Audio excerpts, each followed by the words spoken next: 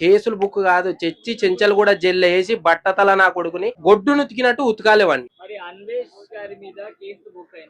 కేసులు బుక్ కాదు, చెచ్చి చెంచలు కూడా జైల్లో వేసి బట్టతల నా కొడుకుని చెంచలు కూడా జైల్లో వేసి గొడ్డును ఉతికినట్టు ఉతకాలేవాడిని.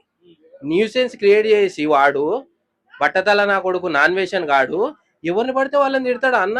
అమ్మని అక్కలని పరువు నష్ట దావా వేయాలి వాని మీద. నిజంగా ఇమ్రాన్ అన్న వ్యక్తి ఉన్నాడు, ఆయన ఎన్ని మాటలు అన్నాడు తెలుసా, అమ్మ నా బూతులు తిట్టిండు. ఆయన 100 కోట్ల పరువు దావా వేయాలి వాని మీద, నా పరువు నష్టం చేసిండని. అట్లా బూతులు తిడతారన్న. నిజంగా అరెస్ట్ చేయాలి వాడిని, అరెస్ట్ చేసి తోముడు దోమాలి, ఇంకోసారి ఇటువంటి మాట్లాడకుండా గట్టి కొట్టాలి, గట్టి వారిని గొడ్డు కారం వేసి లోపట గొడ్డు కారం వేసి కొట్టాలి వాడిని. నిజంగా చెప్తున్నా. ఎవడిచ్చిండన్న, ఎవరికన్నా వాడు రైట్స్ ఇచ్చింది ఎవడన్నా? ఆయనకి రైట్స్ ఇచ్చింది అమ్మ నా బూతులు తిట్టాలని. ఎంతమంది న్యూసెన్స్ క్రియేట్ కాలేదా? నిజంగా ఫస్ట్ వాడిని వేయాలి.